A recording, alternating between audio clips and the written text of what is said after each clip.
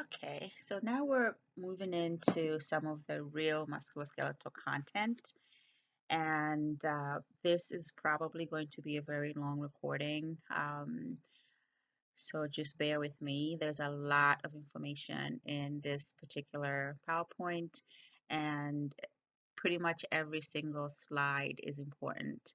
All the concepts build together, so you really have to pay attention to everything, basically. In terms of our objectives, right? So initially we'll start talking about patients that either have a cast, a splint, or brace, and then later on we'll talk about traction. We'll talk about external fixators, um, how they come into play. We'll get into total hip arthroplasty and total knee arthroplasty. All right. And then basically we'll tie everything together by looking at the nursing care of a patient that's going through orthopedic surgery. So there's a lot of new words in musculoskeletal, so you just have to know them. There's not much that I can do for you with that. You just have to know what the words are. When I'm talking about a cast, a splint, or brace, I would like you to pay attention to the fact that if somebody has a cast in place, it's usually because you really want something to be rigid, right?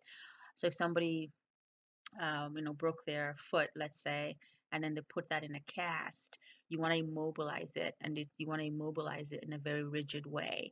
Whereas with a splint or brace, there's some movement allowed, right? So there's some fractures and some musculoskeletal like types of traumas or even surgeries where you may want to put a cast and or you may want to put a splint or brace, right? So different things happen where you end up choosing one over the other. But the key thing to think about is the degree of immobilization that these three can provide and how much freedom the patient can have. Um, you know, like the differences between the three of them. So, for instance, we're gonna start talking about compartment syndrome, and that is a complication that can definitely happen. Primarily, if somebody has a cast on or if they have a splint on, right? Because if they have a cast, it's very tight, and that tightness can cut off circulation. It can potentially happen under a splint or brace, but really it doesn't as much because the extremities are able to move. Okay, so when we're talking about a cast, we're really highlighting the fact that compartment syndrome is one of the main things that we worry about as a complication if a patient has a cast on. All right, so and I'll highlight this as I go along so you can see when that really matters. So right off the bat, we're starting with defining a cast, right? So it's a rigid external immobilizing device, and it can be used for several reasons. So some of the reasons include immobilizing a reduced fracture, right? So a reduced fracture is where they basically put the fracture in alignment. So remember when we had talked about I think we talked about reduction under spinal cord injury. So you want to go back to those slides because I gave you very specific definitions of what it meant for something to be reduced, right?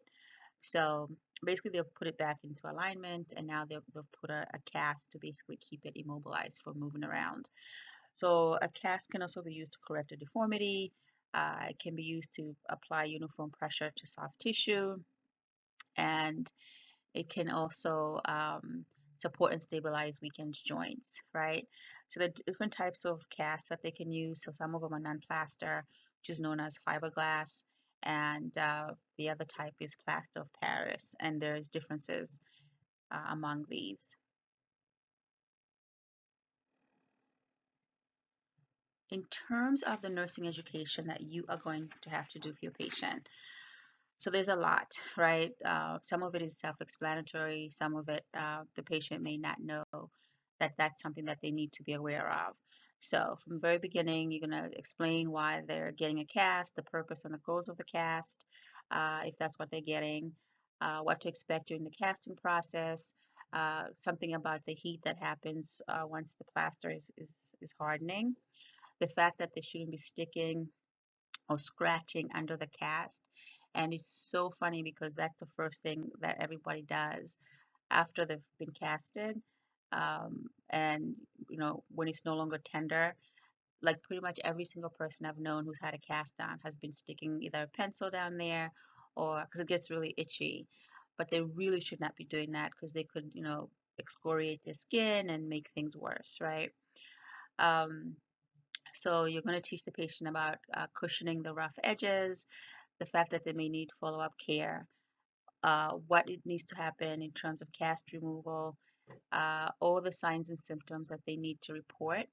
So that can include things like persistent pain or swelling, changes in sensation, skin color or temperature, signs of infection or pressure areas.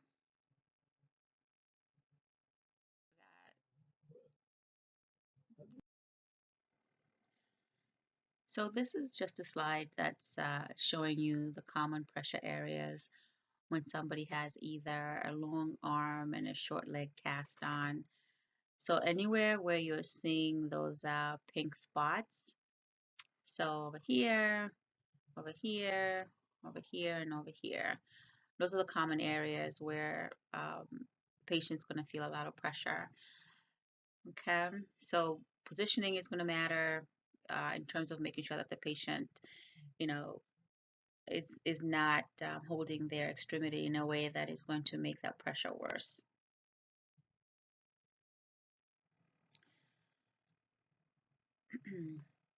So under the splints and the braces, right? So here you are going to decide whether or not you're going to use a splint or brace based on the amount of immobilization that's needed. When patients end up needing splints and braces, typically the types of injuries that they've sustained are usually not complex.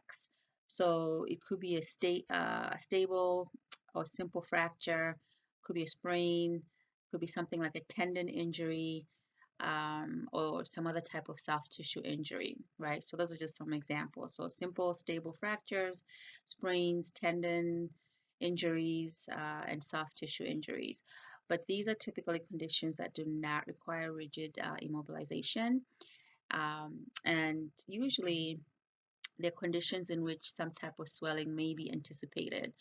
So if there's going to be swelling happening, then at least if the swelling happens, there's space and room for the swelling to go, right?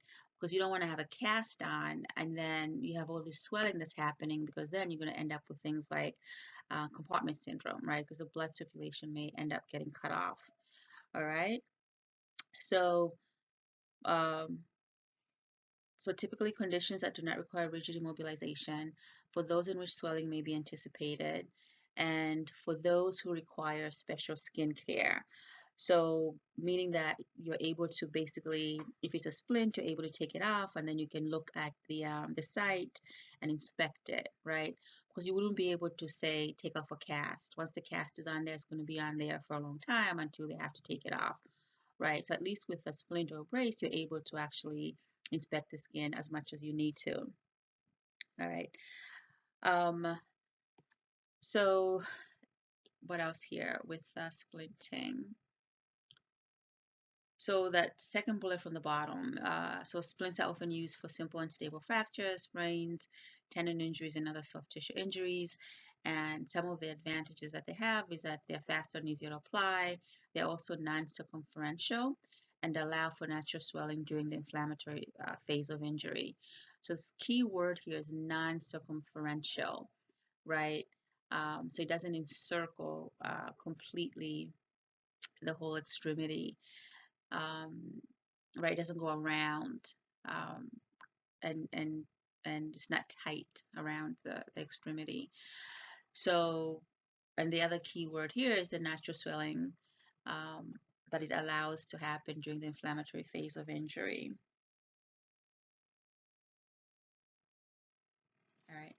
The other word for the braces is orthoses.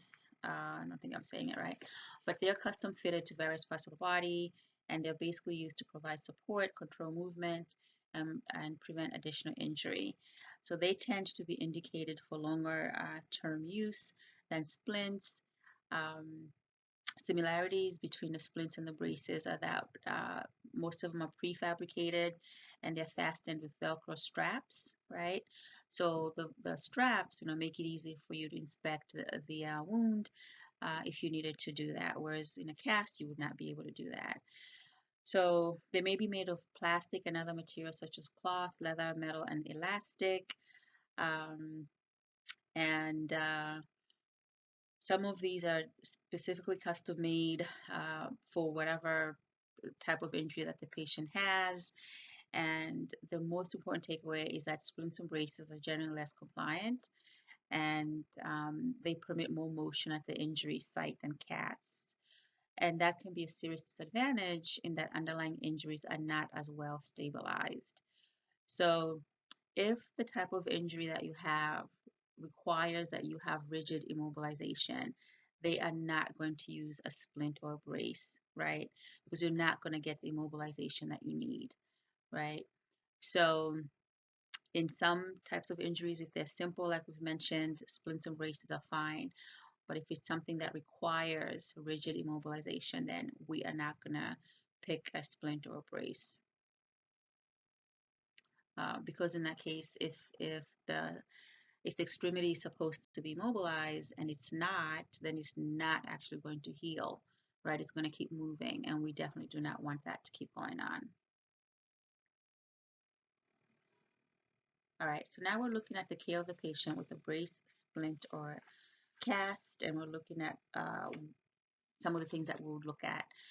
So, so this is just nursing assessment, guys, and I know by now you're pretty familiar with, what happens during the nursing process, right?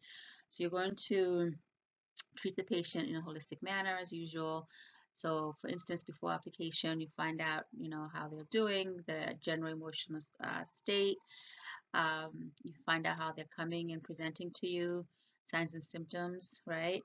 And here, under these conditions and musculoskeletal specifically, we are really making a big deal about neurovascular status, right? Because that is going to give us a lot of information about whether or not a patient is getting enough perfusion, right?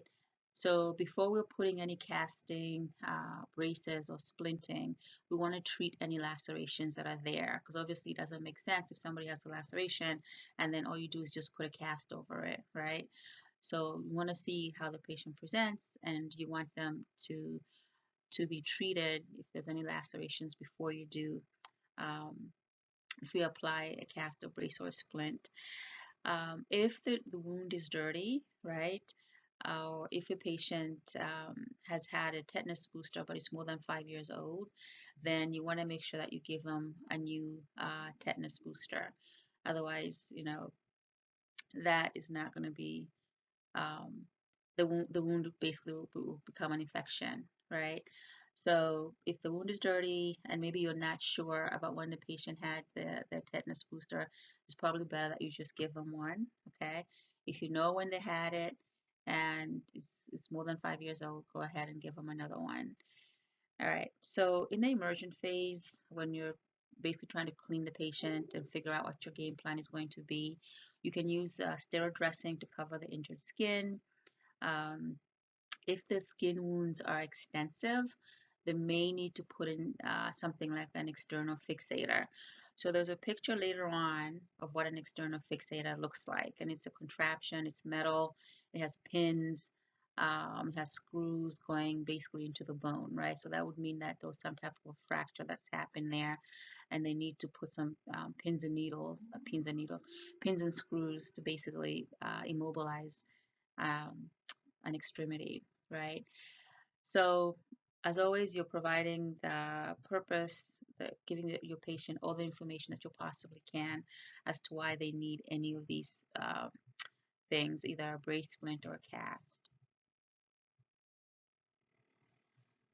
So for the neurovascular changes, we are going to assess what are known as the 6 Ps, right?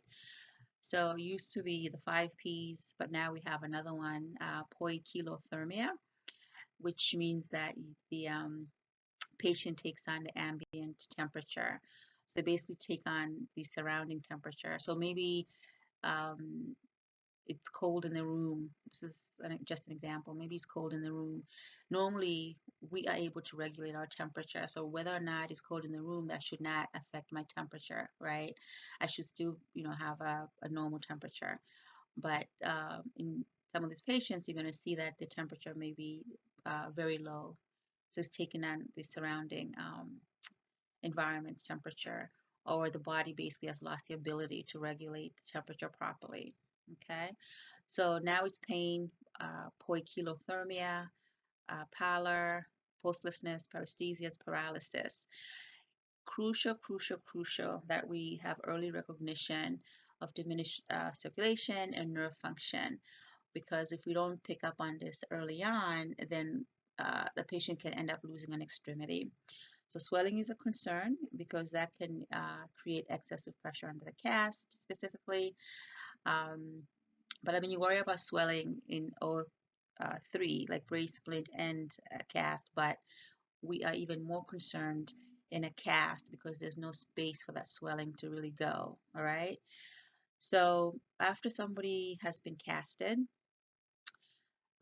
if you want basically to control some of the edema that may potentially happen, the nurse can elevate the extremity so that it is above the level of the heart during the first 24 to 48 hours post application, and all of this helps with enhancing arterial perfusion and controlling edema. All right, so that's one thing that they can do. And then you want to notify the primary provider once if there are any signs of compromised neurovascular status at all. Like literally just call them right away, right? So when you're doing your reading, you're going to see that depending on what type of procedures being done, they'll talk about when to elevate the extremity, whether it's to the heart or above the heart. Um, so we'll tackle all of that when we get to it. All right. So for the first one here, it's patient's been casted. If you want to help controlling some of the edema, specifically during the first 24 to 48 hours post application of the cast, then you can elevate the extremity so that it is above the level of the heart during the first 24 to 48 hours. All right, so we'll get more into this later. So these were the original 5 Ps, and I'm just going to leave this here just so you remember it. Maybe it's easier for you to remember if you look at this particular picture.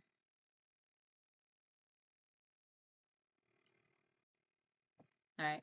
So monitoring and treating pain, what are we going to do with this, right? So looking at the site, character, and intensity of the pain, how are we going to treat it? Elevation, ice packs, and analgesics. Um, if the pain is specifically because of a fracture, so something broke, right? Something fractured. Usually, if you immobilize that, that will help with some of the pain.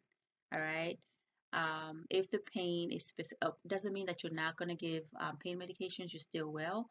But here, the trauma that happened, the fracture that happened, um, and the fact that the extremity is not immobilized, that's why the patient is getting a lot of pain. So you're going to tackle this first, immobilize the fracture.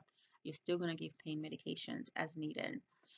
Um, Pain that's specifically due to edema that is associated with the trauma, surgery, or bleeding into the tissues. This can be helped with elevation, and if prescribed, you can give things like intermittent application of ice or cold packs. That will probably be beneficial there as well. All right. The ice bags, they're recommending you can do 1/3 to 1/2 full. And then you can do cold application devices you can place on each side of the cast if it's prescribed. And you really just want to make sure that you're not making the cast wet. All right. If your patient is getting any unrelieved or the pain is out of proportion or out of control following cast application, that may indicate complications. All right. And this bullet right here is incredibly important. Okay. So pain associated with compartment syndrome is relentless. Keyword is relentless, and is not controlled by modalities such as elevation, application of ice or cold, and usual dosages of analgesic agents. So this is the patient that no matter how much pain medication you give them, they are still going to complain that it's a 10 or it's more than a 10, right? And they're going to say things like the extremities feels really tight, right? So you're elevating it, you're putting ice, you're doing all of that, but nothing is helping. All right. Um, you are also monitoring for the development of pressure ulcers. So if your patient is complaining of like severe burning pain, especially over bony prominences like the heels, anterior ankles, and the elbows, then you're worried about pressure ulcer. So anything saying severe burning pain, right? You want to monitor your patient for pressure ulcer. And it could be because of too tight elastic wraps that they're using to hold the splints in place. So there's a lot of nursing assessment that you have to do for these patients. So when your patient has the brace, splint, or cast, it's important that you're assessing them for any systemic signs of infection, right? And at this point, you guys are familiar with when a wound is infected. You are also monitoring them for any temperature, and you're basically, or you have to report any of these findings to the physician. You are also assessing the patient for any joint stiffness, and that could be an inevitable complication of immobilization. So you just want to make sure that there's some degree or range of motion that's being done for the patient, so that they don't end up being stiff. So the nurse is encouraging the patient to move their fingers, their toes while they're awake, because all of that is going to help with circulation.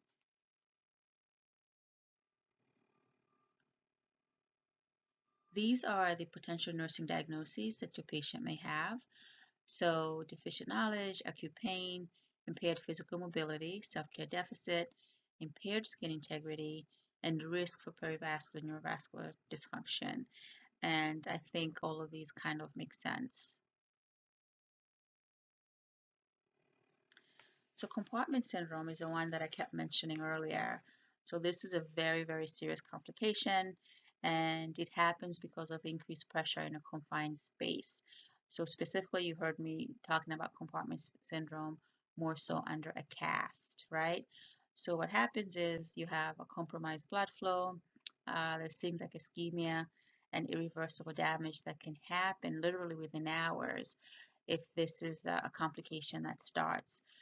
So you need to really, really, really monitor your patients, and this is where our nursing assessment really comes into play. So we're doing the 6 Ps, right? And the pain is the early indicator. If we are suspecting compartment syndrome, you must notify the physician right away. The cast may be removed, and then they could do what is known as an emergency fasciotomy, and basically they're cutting layers of the fascia to kind of relieve some of the pressure. What are you going to see in your patient that has compartment syndrome?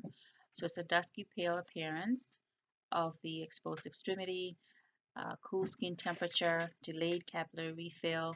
You're going to find things like paresthesias, and you're going to be seeing what is known as unrelenting pain that is not relieved, by position change, ice, or analgesias. The patient may complain that the cast or the splint is too tight. And like I said, you have to notify the physician right away, because if you do not let them know right away, the patient may actually end up losing that limb and they may need to get an amputation. All right. So notify physician right away. If you don't do that, you're going to end up with a poor outcome, and a patient may end up needing an amputation. So in the later stages, right? So initially, remember we said the patient will probably complain of pain. Maybe they'll say that the cast is too tight, right? So that's a warning sign right away. Or maybe you've given your patient some pain medications and they're like, no, it still hurts. So those are your early signs, right?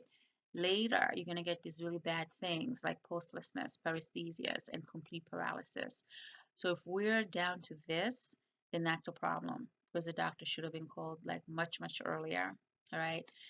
The treatment is pretty simple in the sense that they just have to basically cut the cast, right? So they can do what is known as a bivalve, and they're cutting it in half over there.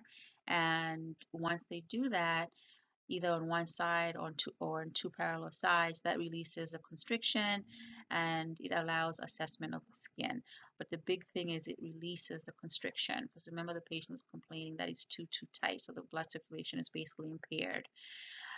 You are not doing the bivalve, the physician is doing it, but you are going to assist them basically with the process. Maybe you have to hold a limb, all of that good stuff. All right. So nurse assists in maintaining limb alignment, and the extremity must then be elevated no higher than heart level to maintain arterial perfusion. All right, so this is one of the criteria here.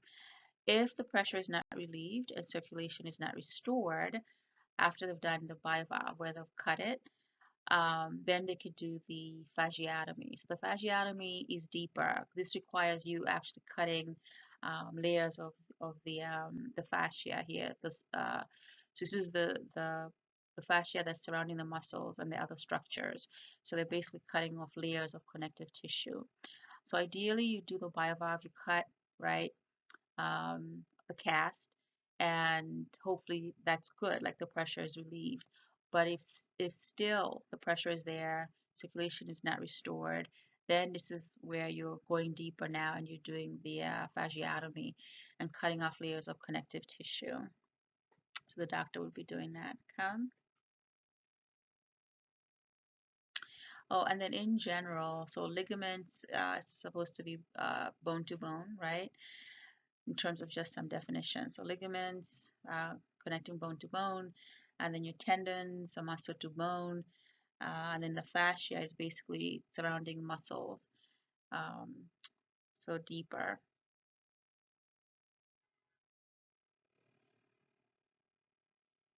So we're looking at some more collaborative problems. So obviously under the compartment syndrome, that was a collaborative problem because you're going to need some specialties to come in and take care of that problem.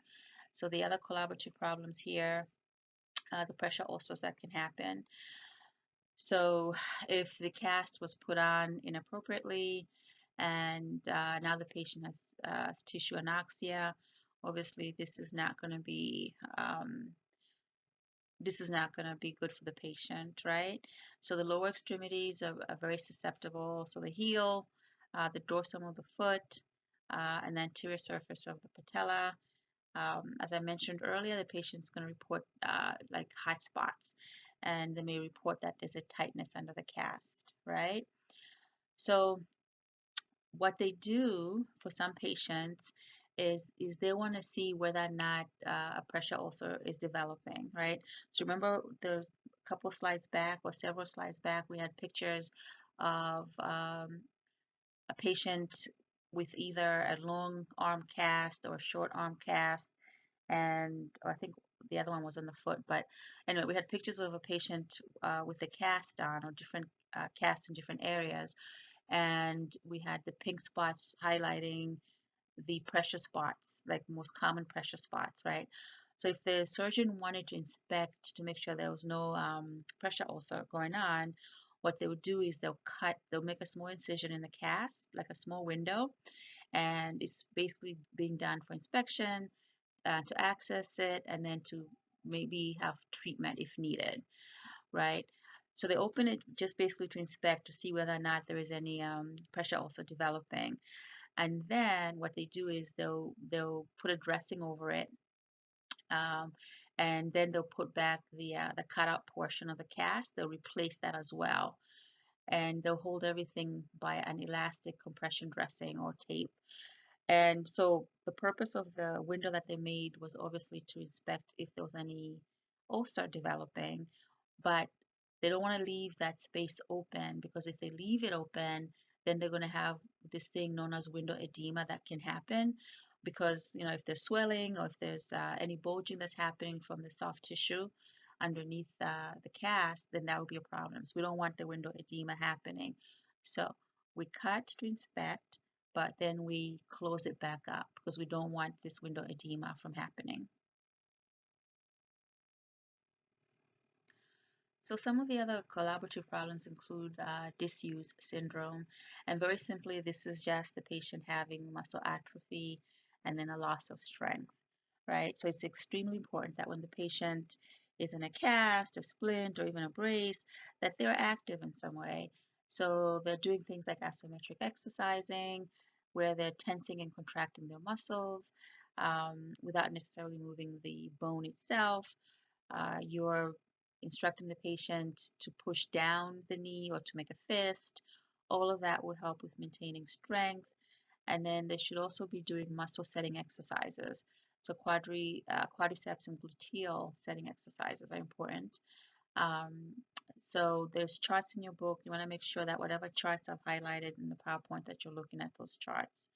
And you're doing all of these as much as possible when the patient is awake. Some of them you will have very specific orders telling you, okay, you must do this once a shift, or actually once a shift is too long, but maybe we'll go with the hourly, like doing it every hour.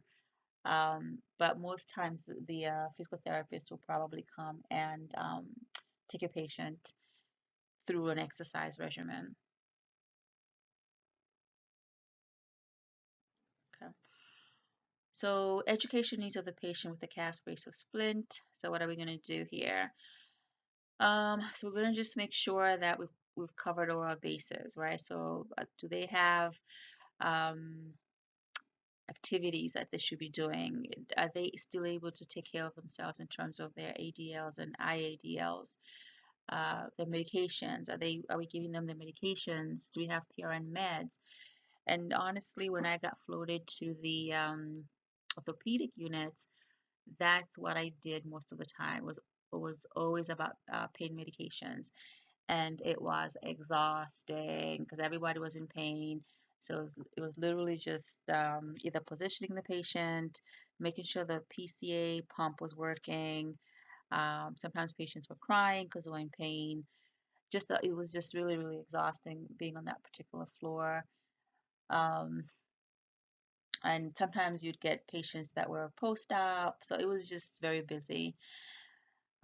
Yeah, so I don't know, I can't remember what some of you were interested in, but that's just something to keep in mind.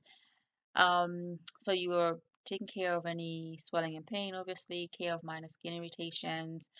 For that, you're padding the rough edges with tape or moleskin. So apparently the moleskin is just heavy cotton fabric that's woven. Um, you apparently in some cases they can use a blow dryer to relieve some itching. So maybe some cool air or some warm air is beneficial. I don't know how that actually works. We can have a discussion about that in class. I know some of you are working with this particular patient population. And obviously, I already mentioned the fact that there shouldn't be sticking any foreign objects into the cast itself. Making sure that they're reporting signs and symptoms such as persistent pain or swelling, changes in sensation, movement, skin color, or temperature, right? So they're doing the neurovascular assessment and making sure they're reporting any signs of infection or pressure areas. All of that is important. So with the external fixation devices, so this is used to manage open fractures with soft tissue damage, and it basically provides support for complicated or comminuted fractures. So the comminuted fractures are the fractures that basically have little fragments and little pieces. All right, there should be a picture, I think, in this chapter of all the different types of fractures. So you want to look to see what the comminuted fracture looks like. So if somebody's needing an external fixation device, that means that that injury that they have is not a simple fracture. So it's complex, it's complicated, and we need some pins and screws to put in here. So the device itself looks very ugly, and I have a picture of it in the next on the next slide. Um, that fourth bullet here is saying that the discomfort is usually minimal when they have this thing in place, and usually the patients can be mobile, right? But I have taken care of patients with these devices, and I wouldn't say that the discomfort was minimal. In some cases, the patients did not tolerate having this that well. So you want to elevate the extremity to reduce edema. You're going to monitor for signs and symptoms of complications, including infection. And pin site care management is huge because we do not want the patient to get an infection that then travels and then they become septic, right? So chlorhexidine apparently is very effective in reducing infection, all right? And so obviously you're just telling the patient why they need an external fixation device. Well, you wouldn't do that initially. The doctor would have done that, but you're just reinforcing the teaching in terms of telling them why they still need it if they're asking why it's still there. So this is what your external fixation device would look like. All right, so look at those pins. Ouch. Not pleasant at all. And keyword is external. So on the outside, right? External. But you see the pins, they're going in, right? So I don't know what happened to this poor guy or woman. So maybe there's broken pieces inside, right? And so they're trying to immobilize all of that. So traction is another type of treatment that you're going to find very often for these patients.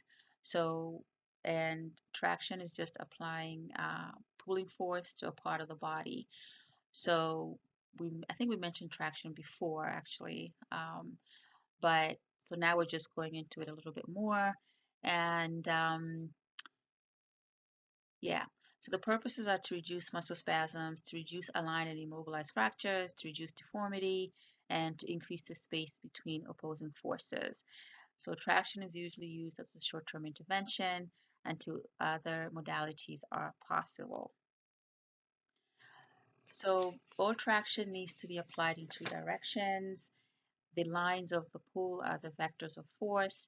The result of the pulling force is between the two lines of the vectors of force. So you don't need to like memorize this, but just know that in order for traction to work, it needs to be applied in two directions. And the terminology they're using is the vectors of force. So just have a sense of that so that if your patient is out of alignment, you would be able to say, no, no, no, you have to keep your leg just so, right? Because once they apply traction, you really want the patient to kind of maintain whatever alignment that they're supposed to be in. So when they put the traction on, there's usually a counter force that's also applied. So a lot of the times the patient's body weight and positioning in bed is what supplies the counter force. So that's exactly why I just said that in the previous slide, that you really have to be able to watch how your patient is positioned in the bed. If they're supposed to be, upright, head or bed up, and you walk in and they're like way down at the edge of the bed and the traction is on the floor, that is not, the proper positioning. Then the vectors of force and the traction won't be working properly. So traction must be continuous to reduce and immobilize fractures. Skeletal traction is never interrupted. So we will discuss the two types of traction that we are going to focus on. So skeletal traction, anytime you see skeletal, think bone, okay? And then we'll also talk about skin traction, which they don't do as much anymore, but with the skin traction, they use things like Velcro, and then they'll attach the traction to the Velcro or to the different fabric or whatever that they're using, all right? So so any factor that reduces pull must be eliminated because you want that vector force happening, okay? The ropes must be unobstructed and weights must hang freely. The knots or the foot plate must not touch the foot of the bed. So we'll look at some pictures. Okay, So in terms of the traction itself, so it can be applied to the skin, and that's called skin traction, or it can be applied directly to the bony skeleton, and that is skeletal traction. Okay. So skin traction, like I mentioned before, used less frequently than in the past, usually prescribed for short-term use to stabilize the fractured leg, control muscle spasms, and immobilize an area before surgery. And the pulling force is applied by weights that are attached to the client with Velcro, tape, straps, boots, or cuffs. The amount of weight applied must not exceed the tolerance of the skin. And then, so keywords you're seeing under skin traction, you're seeing words like Velcro, tape, straps, boots, or cuffs. And that's where you're applying the weights to. Okay. The types of skin traction for adults, we have buck extension traction, lower legs. We have cervical head halters or chin halter straps. These are beneficial for treating chronic neck pain. Pelvic traction or pelvic belt. These are apparently are helpful for lowering back pain. And then we have a picture here of skeletal traction coming up. All right. Okay. So here we have the bucks skin traction. So it can be unilateral or bilateral, and I pretty much lifted all of this from the book just so it was easy for you to kind of look at it over here. The pull is exerted in one plane when partial or temporary immobilization is desired. It's used as a temporary measure to overcome muscle spasms and promote immobilization of hip fractures in adult patients waiting for more definitive treatment such as surgery. Um, it's no more than 2 to 3.5 kg of traction can be used on an extremity. Pelvic traction is usually limited to 4.5 to 9 kg, depending on the weight of the patient. So the weight should hang freely, not touching the bed or the floor, as this compromises the efficiency of the traction system. You are inspecting the skin area at least every 8 hours for signs of irritation or inflammation. You're providing frequent repositioning to alleviate the pressure and discomfort because the patient who must remain in a supine position is at an increased risk for development of pressure ulcers, right? So that makes sense. And you're worried about nerve damage happening as well. You can get a lot of pressure on the peripheral nerves. So you're frequently and regularly asking your patient about sensation and asking the patient to move the toes and the foot. And if they are able to do it before, now they can't, you're reporting that to the doctor. If they're not able to do it at all, even from the very beginning, you want to make sure that the doctor still knows about that. Because if they were able to do it before they had the injury, the idea is that their sensation and movement should still be there and it should come back, right? You're looking at the circulatory impairment, um, or rather, you're assessing for circulatory impairment. So you're doing it like right after they've placed it, at least within 15 to 30 minutes, and then every 1 to 2 hours. And so you're looking at the peripheral pulse, the color, capillary refill, and temperature of the fingers or toes, and you're monitoring for things like deep vein thrombosis. So DVT, this you guys should be familiar with too. So it's going to show up as unilateral calf tenderness, warmth, redness, and swelling. And you're encouraging the patient to perform active foot exercises every hour when awake. All right, so nothing new here except maybe you've never heard of buckskin traction before and what it looks like, right? So you see the Velcro there, they've put in the ropes, etc. And then this is like the traction, the weights that they've put in. Okay, so this is the skeletal traction with Thomas leg splint. So this is just our example for this one. Um, So we're using skeletal traction here when continuous traction is desired to immobilize position and align a fracture of the femur, tibia, and the cervical spine. So for the box traction, you can essentially take off the Velcro. Like if you were monitoring to see whether or not the patient had a pressure ulcer, you can open it. You can open the Velcro just to see. You'd have somebody help you, of course, because you don't want to uh, hurt the patient in any way or misalign the positioning of the patient. So maybe somebody's opening the Velcro and somebody's holding the foot, and then you're all looking just to see whether or not there's any pressure also development going on. All right. Um, the with the skeletal traction, you're not necessarily going to have that capacity here, right? So for this one, they're specifically wanting continuous traction. So people that need skeletal traction usually have bigger injuries, right? And they're using this type of traction for a significant amount of time, and when skin traction is not possible, and when they need to put more weight, so 11 to 18 kgs there, to basically get the therapeutic effect. So you're getting things like a metal pin or wire, right, going through the bone.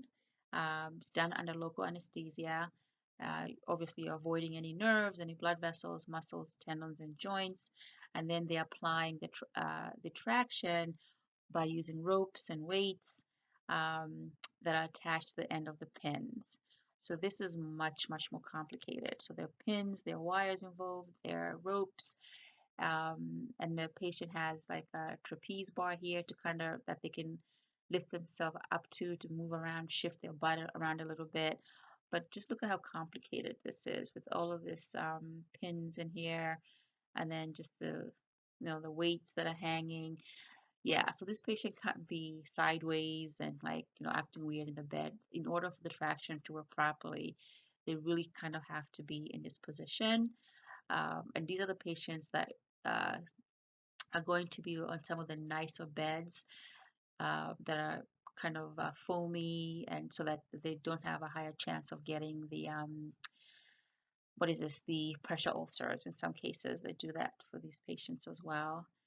All right. So all of that has to come into play. But if they want like a firm bed in order to maintain the traction, then the patient's going to be on a firm bed. But you just want to make sure that you're moving them from side to side. They're able to, if they're able to, they can lift themselves up. Then you want all of that, right? Because otherwise, if the mattress is too soft, their butt may sink in, and that may interfere with the way that they want the pool of traction to be. So anyway, the main point is you want to make sure that whatever position they want this patient to be in, that's the position they're in, and that the traction is there and it's hanging freely, but you are monitoring for things like pressure ulcers. All right.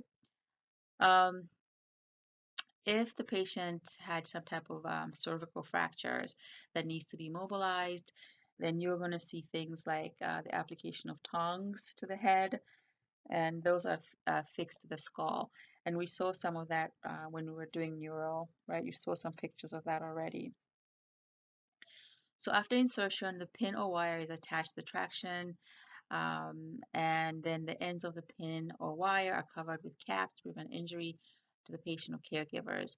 The weights are attached to the pin by a rope and pulley system that exerts the appropriate amount and direction of pull for effective traction. Your job is to check the traction apparatus to see that the ropes are in the wheel grooves of the pulleys. The ropes are not frayed, the weights hang freely, and the knots in the rope are tied securely. The nurse also evaluates the patient's position because slipping down in bed results in ineffective traction. So all of that, all of that, all of that we are monitoring. All right. So over here, we're talking about nursing interventions for the patient and skin traction, right? So what are we looking at? So we're monitoring for complications of skin breakdown, nerve damage, and circulatory impairment, inspecting the skin at least 3 times a day, palpating the traction tapes to assess for any tenderness, assessing sensation and movement. We're doing our 6Ps, right? Assessing pulse, color, capillary refill, and temperature of fingers and toes, assessing for indicators of DVT, and assessing for indicators of infection. So far, I haven't said anything really new in terms of, monitoring the patient. Like this information, guys, is is not new to you. I'm pretty sure of that. Like no DVTs, etc. So yeah, so don't get overwhelmed with this. So maintaining body alignment.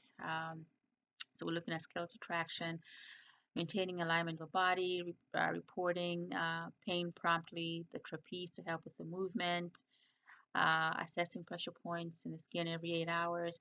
Now, if your doctor orders you to assess the skin more frequently, then you're going to do that. But there shouldn't be a time where 8 hours passes and you did not assess the pressure points because the pressure points start very quickly. Their pressure points are a little bit red, and next thing you know, they're open. So you really, really want to stay on top of this. And there's some, I think Medicaid or doesn't pay, I think, for Medicaid or Medicare, or maybe both of them. They don't pay for if a patient has pressure ulcers and they didn't have them when they came to hospital. So this now, like this is a big deal. Like if patients get pressure ulcers in the hospital and they didn't have them before, some insurance will not cover them. So that's a problem. So making sure we're shifting the uh, position of the patient. So some patients, like I mentioned, may be on special mattresses or other pressure reduction devices just to make sure that they don't get the pressure ulcer. All right, we already highlighted the fact that they need to be doing some type of foot exercising, leg exercising, if that applies. The elastic hoses, pneumatic compression hose, or anticoagulation therapy may be prescribed, obviously, right, to prevent DVTs. Pin care, we mentioned the particular medication that is considered to be really good, and just making sure that the patient does not have muscle atrophy is one of our goals as well. So you're assessing for anxiety, assessing with self-care, and we do not want any of these complications. So we've mentioned pressure ulcers, atelectasis, and pneumonia from the patient being immobile, constipation, anorexia, patients not eating um, for various reasons, urinary stasis, maybe they're post-op and they're just not urinating back like how they were before, infections and DVTs. We don't want any of these complications. All right, types of conditions requiring surgery. So some patients will need orthopedic surgery for sure. So we've mentioned some of those conditions already, but so this page is just highlighting some of these again. So things like unstable fractures, deformities, joint disease, necrotic or infected tissue issues, tumors. Um, some procedures require open reduction with internal fixation, closed reduction with internal fixation where the fracture fragments are not surgically exposed. Things like arthroplasty, meniscectomies, joint replacement for joint conditions, amputations for severe extremity conditions, things like gangrene and massive trauma, bone grafting for joint stabilization, tendon transfers for improving motion, so there's a whole bunch of different reasons why somebody may end up needing orthopedic surgery. So all of these apply. So just some terms that you need to be familiar with here. So the definitions, I think I probably picked them up directly from the book as well. So open reduction. So this is just correction and alignment of the fracture after surgical dissection and exposure of the fracture. Internal fixation, when you hear the word internal fixation, know that there's stabilization of the reduced fracture by the use of metal screws, plates, wires, nails, and pins. So stabilization of the reduced fracture, meaning that the fracture was put back into alignment, right? Arthroplasty, repair of joint problems um, through the operating arthroscope or through an open joint surgery. Hemiarthroplasty, replacement of one of the articular surfaces. Example is hip hemiarthroplasty. Um, And then joint arthroplasty, replacement of joint surfaces with metal or synthetic materials. Total joint arthroplasty or replacement of both articular surfaces within a joint with metal or synthetic materials. So we've mentioned the word arthroplasty. This is not the first time you're saying that. And I remember saying to you, just know that they're putting something in there. All right. So either metal or some type of synthetic materials, but they're taking something out and putting that in.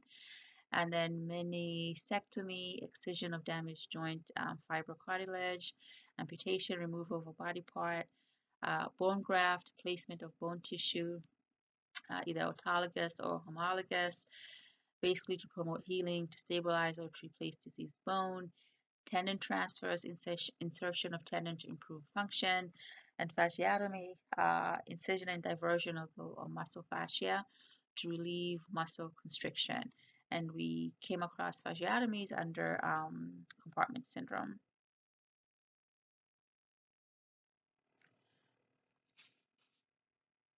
Okay.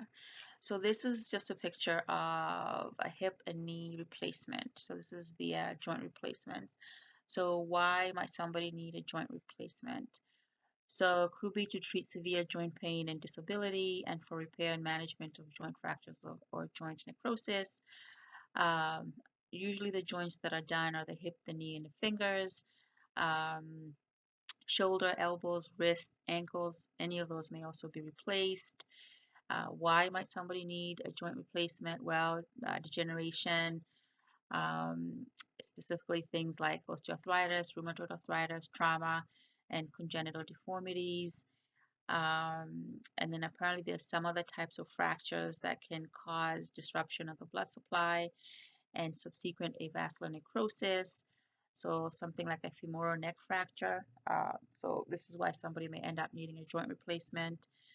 So in addition to us just monitoring the patient in terms of positioning, medication administration, we're also monitoring for other things like deep vein thrombosis, preventing infection, and managing pain, right? So all of these are things that we are going to be concerned about. All right. So this is a slide having to do with a total hip arthroplasty. So we're going to talk about why somebody may need a total hip arthroplasty and what we need to consider for the older patients, right? So why might somebody need a THA? So some of the reasons we already talked about. So things like osteoarthritis, rheumatoid arthritis, femoral neck fractures, um, failure of previous reconstructive surgery. So something didn't take that they had put in before. Maybe they had developmental dysplasia, right? Avascular necrosis of the hip in childhood, any of those things. So what are we going to do as nurses?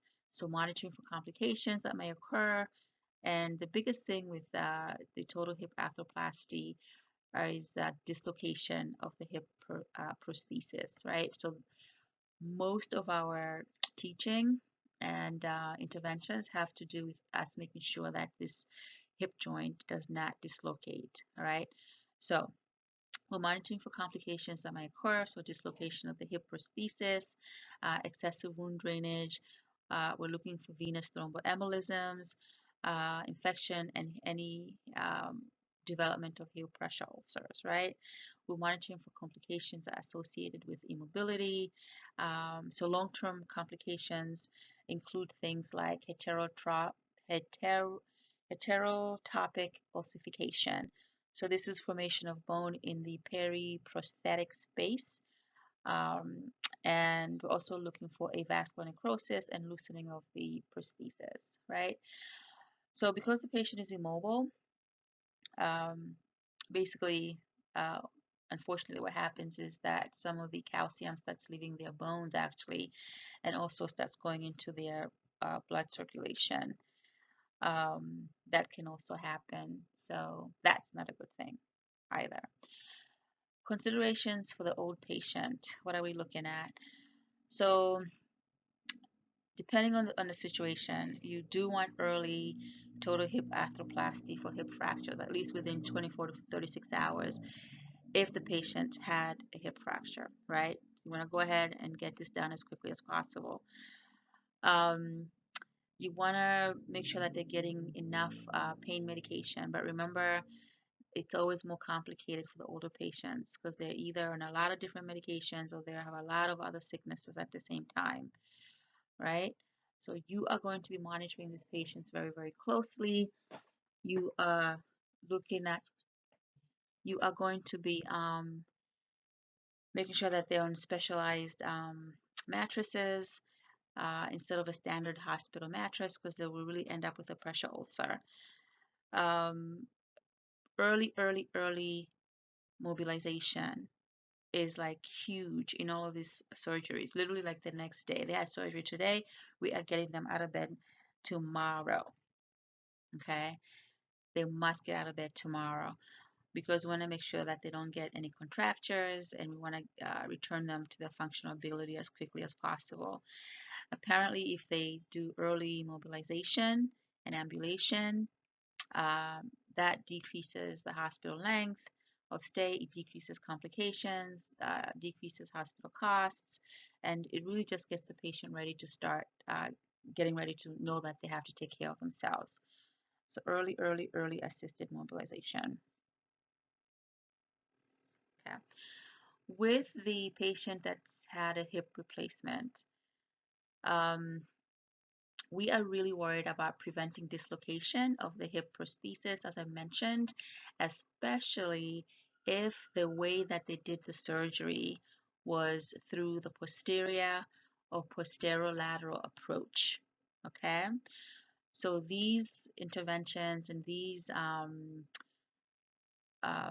what would you call these? Well, I guess we call them nursing interventions and we call them precautions, are especially important for the patients that have had a posterior or posterolateral approach uh, for the surgery for the hip replacement. All right. So, patient supine position, head slightly elevated, affected leg in a neutral position. They can use an abduction. So, keyword is ab away. Can use an abduction splint, a wedge pillow, or 2 or 3 pillows placed between the legs to prevent adduction. So we want to use an abduction to keep um, them apart, keep the legs apart, because we don't want them to be close together in adduction. All right. Um, Making sure that there's a cradle boot that may be used to prevent leg rotation and to support the heel of the bed, preventing development of a pressure ulcer. When turning the patient in bed to the unaffected side, it is important to keep the operative hip in abduction. So keyword is always abduction. You want the the um, the hip to be in abduction, so away from the center or midline of the body. Patient should not be turned to operative side, which would cause dislocation unless specified by the surgeon. Patient hip is never flexed more than 90 degrees. And there's pictures in your book that you need to look at specifically targeting this. All right, this is what your abduction pillow is going to look like. And all of this is to prevent hip dislocation. Okay. So your other precautions, high seat, known as an orthopedic chair with armrests, semi-reclining chairs, and raised toilet seats are used to minimize the hip joint flexion. When sitting, the patient's hips should be higher than the knees. The nurse educates the patient about protective positioning, which includes maintaining AB, and avoiding internal and external rotation, hyperextension, and acute flexion. At no time should the patient cross their legs or bend at the waist past 90 degrees to put on shoes and socks. Occupational therapists can provide a patient with devices to assist with dressing below the waist. All right. Hip precautions for patients who had a posterior or posterolateral approach for THA should be enforced for at least 4 months or longer after surgery. Okay. The patients that have had an anterior surgical approach may not need these precautions. So key word is may not need these precautions. Okay. How do you know that your patient has suffered a hip dislocation? How do we know this? Well, there's going to be increased pain at the surgical site. There's may be swelling, immobilization. They can't like move at all because it's so painful. Acute growing pain in the affected hip or increased discomfort, shortening of the affected extremity, abnormal external or internal rotation of the affected extremity, restricted ability or inability to move the leg, reported popping sensation in the hip. The patient can say, I feel like something popped.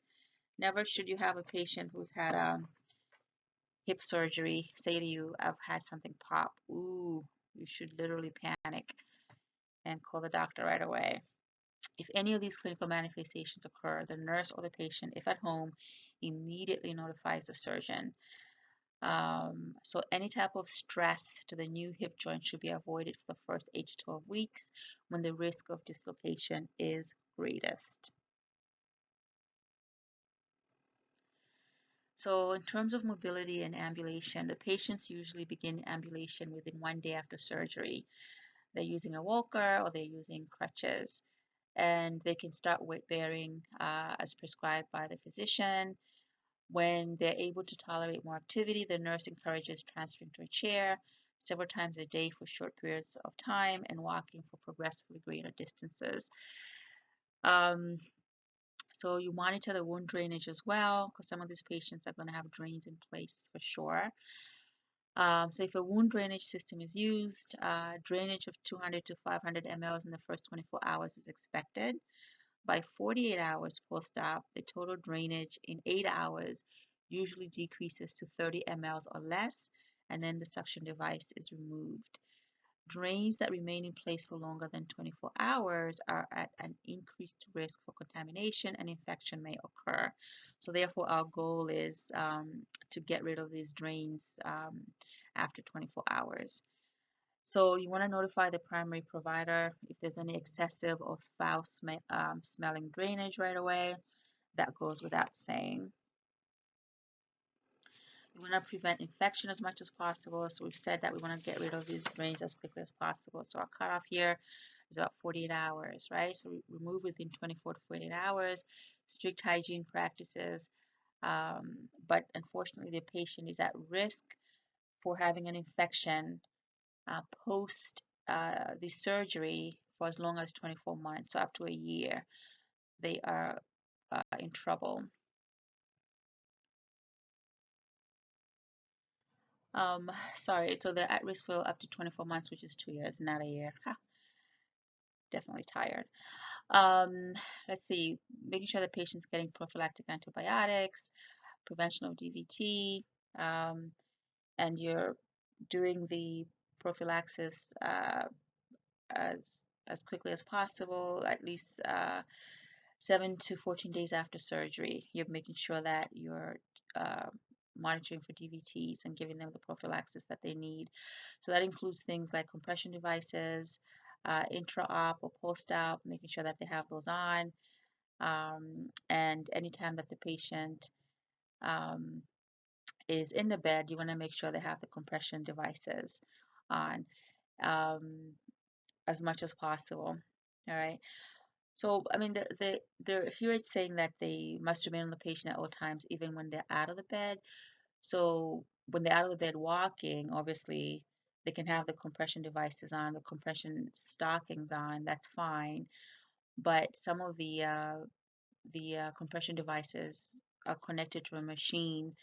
So, if they're going for a walk, that's not going to be possible, right? But if it's just the stockings, they can definitely just have the stockings on. But the main takeaway is that you want them to have compression devices on as much as possible. So even if they're out of bed, if maybe just sitting in the chair right next to the bed, then they can have them on. The ones that are connected to a machine, definitely they can keep those on, no problem.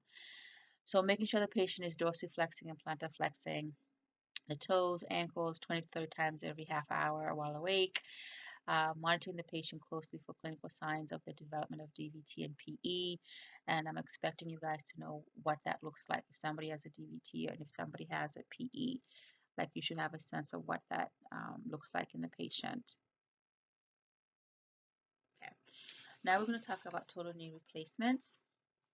And obviously we're going to be doing a total knee replacement if we we have to do this if it can't be managed by non-surgical treatment, right? So who needs a total knee replacement? So people who have severe pain and functional disability, um, other conditions that we mentioned already, things like osteoarthritis, rheumatoid arthritis, or post-traumatic osteonecrotic arthritis. These are some of the patients that might need total knee replacement. So it is cost effective, low risk therapy that offers significant pain relief and restores quality of life and function. Although, like I mentioned in class the other day, I've come across many patients who've had the knee replacements and they've had the hip replacements, and unfortunately, they weren't any better. Okay. The joints that they used can be metal or ceramic. You don't need to memorize that, but know that that's some of the stuff that they can put in there. Um, if the patient's ligaments have weakened, they can put in like semi-constrained prosthesis, can be used to provide joint stability.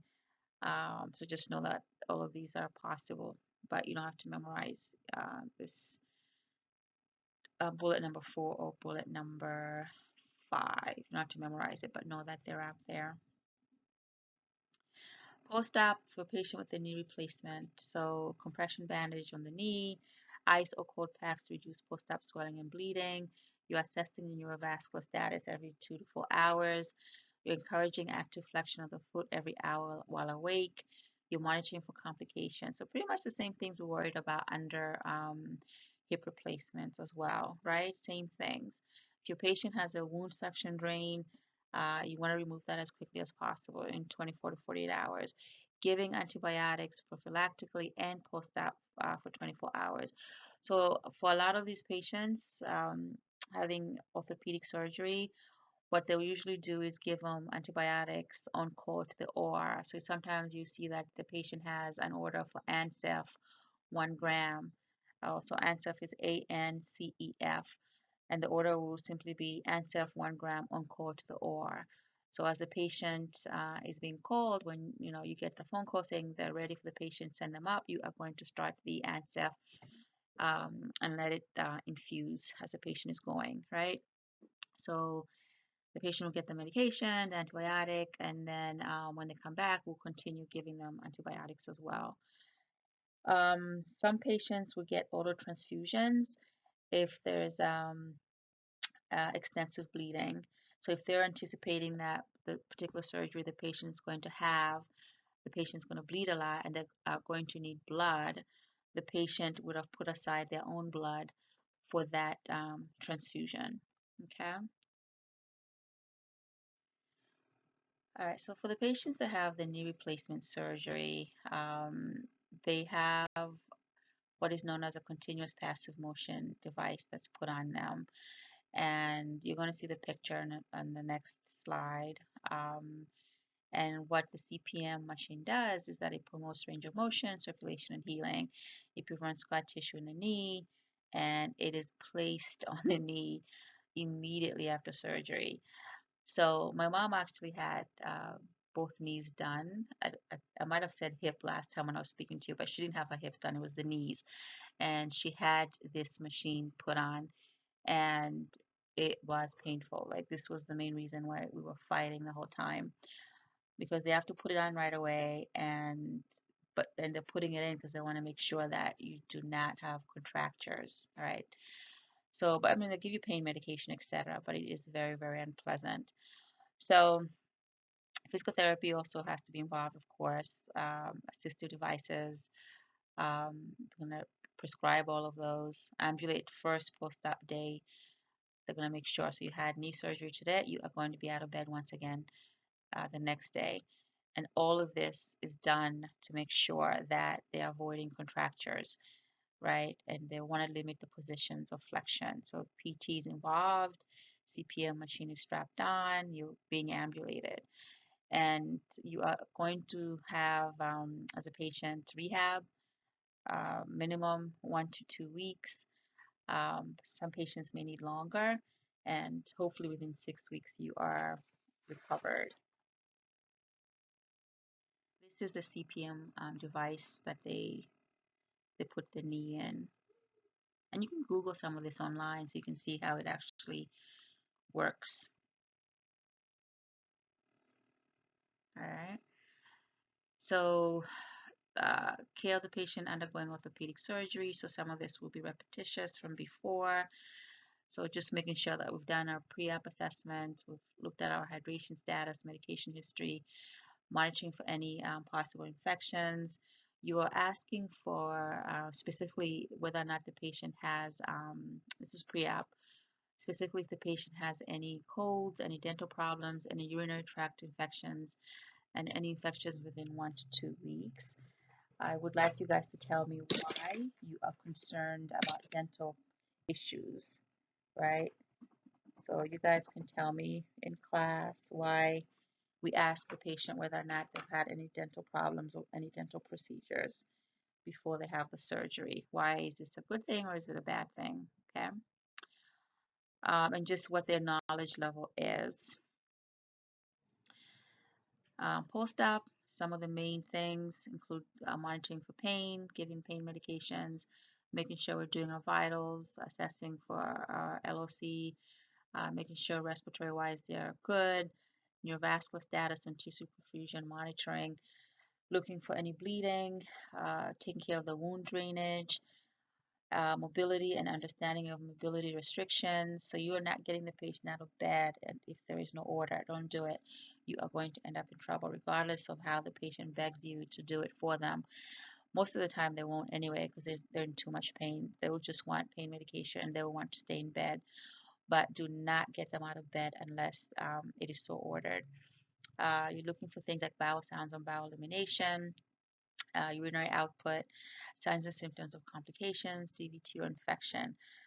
And anytime a patient is post-op, you want them to move their bowels by themselves. And I don't know if I told you this story already, but you want the patient to move their bowels by themselves. You do not want to give them like a do soft, let's do soft. You don't want to give them something like a laxative to move their bowels, like when they're post-op, because you want to see them, just use their bowels, move their bowels normally like they would. And I had a situation where um, a nurse, basically the patient didn't go to the bathroom, like they didn't have a bowel movement, and the nurse ended up giving them, I think it was a laxative. And you're not supposed to do that because you want to see, especially if you have something like, let's say, bowel surgery or something like that, you want to make sure that everything is functioning properly.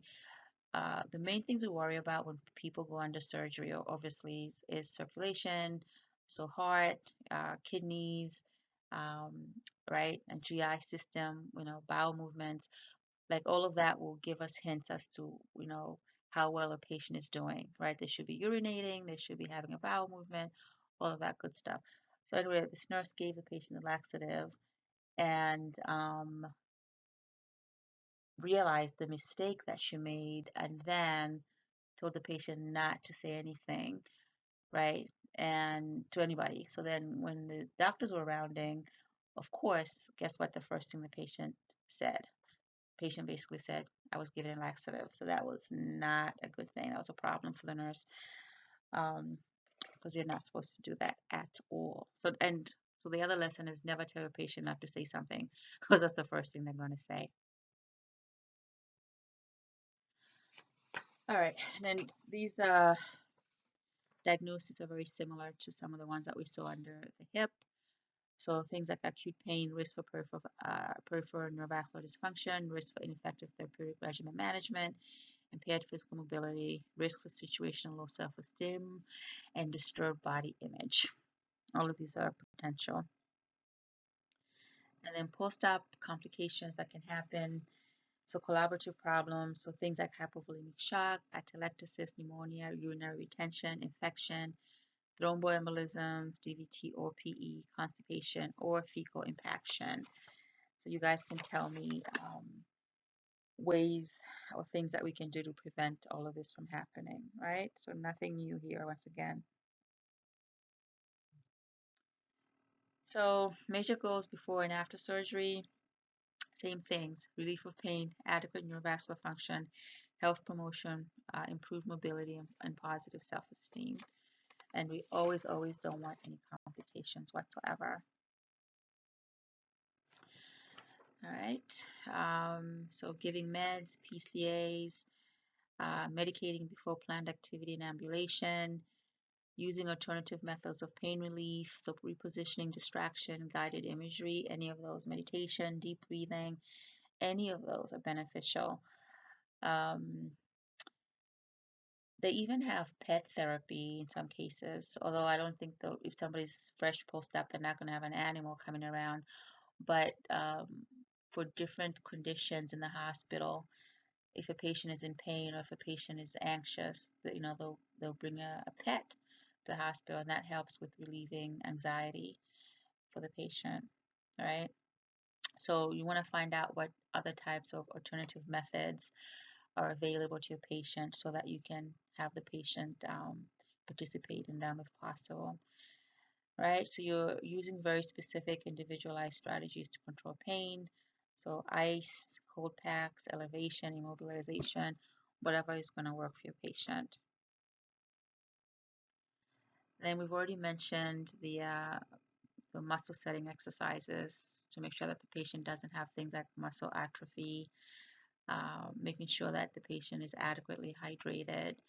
And then we also, well, I didn't mention this one before, but I would like you guys to tell me why the patient cannot have large amounts of milk, that they should not be given to orthopedic patients, especially when they are on bed rest. Why should they not be getting large amounts of milk, right? So we'll talk about that. You guys can tell me. And then the other things are just skin measures, frequent turning and repositioning, physical therapy as needed, and just making sure that you're looking at the patient in a holistic manner. All right. And I think that's all I have for you. So once again, every single thing on this PowerPoint is important to know, unless I said it's not important.